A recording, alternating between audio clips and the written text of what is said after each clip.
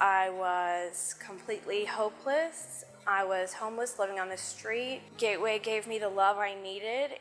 Unpayable debt back to Gateway for what they did for me personally. I had my first drink at the age of 16, and I had my first blackout while I was 16. There was no place for the street alcoholic to go. Our dream was to have a place where the still suffering alcoholic who didn't have the resources at his disposal would have a place to go. And so we, in going to meetings in Jacksonville, we met a guy named Bill Wilder and a guy named Don Bartlett.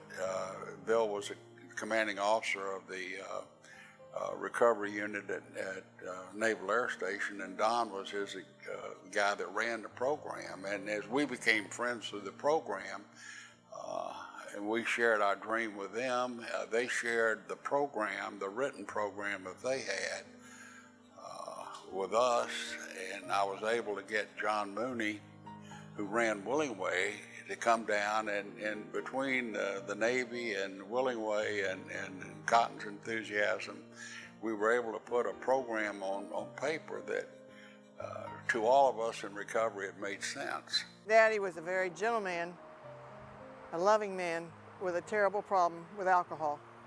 And we grew up knowing or dealing with that problem off and on all his life.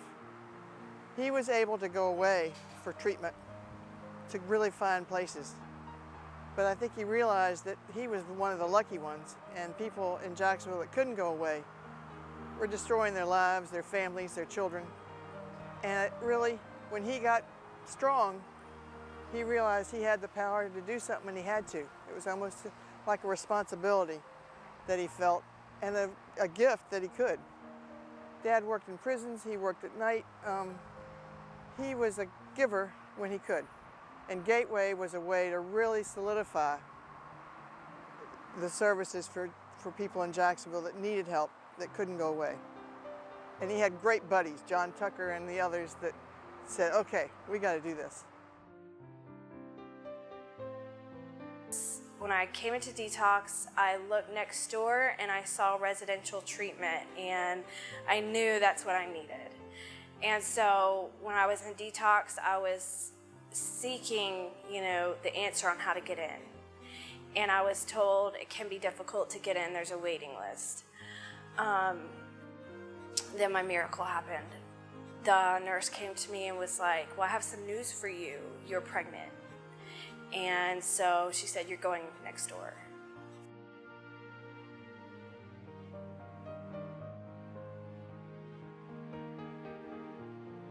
I'm not an alcoholic, but my father was. And I grew up in an alcoholic household. And my father quit drinking when I was 18 years old. It was 1973. That may seem like a long time ago to a lot of people, but for me, I remember it very well. In the years that followed, my father became more and more involved in helping others, and ultimately that's how he helped himself, by helping others. And in the late 70s, he and others got together and, in order to help people, began the process of founding Gateway. And he was very active in those meetings. And in fact, a friend used to call him the step master, because he introduced kind of the steps as a program of instruction, or as a program as meetings, steps as part of the meetings. And over the next 30 years, until the day my dad died, he did not have a drink, and he helped a lot of people. That doesn't mean that family members ever forgot, quite frankly, what it was like during the drinking days. You would hope they would. But he is the man I admire most, despite what we experienced in my youth. The reason I'm here, the reason I'm a member of the board, the reason I participate is because of my father, but also because I saw the pain and damage that alcoholism does to families, to spouses, to children. And we care deeply here at Gateway about healing and helping recovery for the alcoholic, for the drug addict. But I personally care as much about their spouses and their children because they suffer enormously. So when you help one, you help them all. When I came back in here, you know what, and that's why my debt of gratitude is so great for this facility, is, they didn't judge me. They didn't say, oh, there's Tim again, back again, huh? No. You know what they did? They opened their arms to me and they said, come on, Tim, let's do it this time. the miracle can happen for you. You never have to use again. And I did not believe that to be true, but I was here. Well, that's what Gateway is all about. It's saving one life, and unfortunately, it has to be done one person at a time. And we all know that that treatment is not always successful the first time, and people have to keep trying. And Gateway is here to help people keep trying and offer and hold out the hope that recovery is a viable alternative to a life of addiction. It's such a significant organization. It's unique, it's successful, it reaches out and embraces the individual as well as the community. All of those things make it significant. I did all kind of pills, marijuana, cocaine, shot up, eventually to crack. Crack kind of took me to my bottom, but alcohol played a part all through that. My aunt died. She was like my biggest enabler all the way through. Everybody else had kind of crossed me out, but my aunt always took me in. And when she died, it was like I finally felt alone. And it was like 20-something days later, I knocked on my sister's door. I said, I'm finished. And they brought me to detox. That's where it began.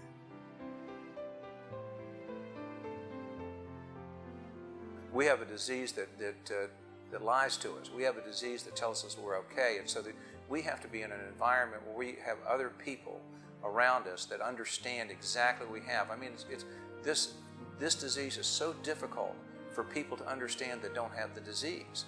They you know, it's you know, alcoholics and addicts. You know, they can see what's going on around them. They can see the destruction. They don't, generally speaking, they don't want to hurt the people that love them. But they have a disease that tells them that they have to chemically treat their emotions. Miracles took place, and I've witnessed many, many of those miracles. I've seen lives changed for the better so many times. I've seen people come here who were without any hope, families who brought family members here who were just totally and completely distressed because they felt there was absolutely nothing they could do.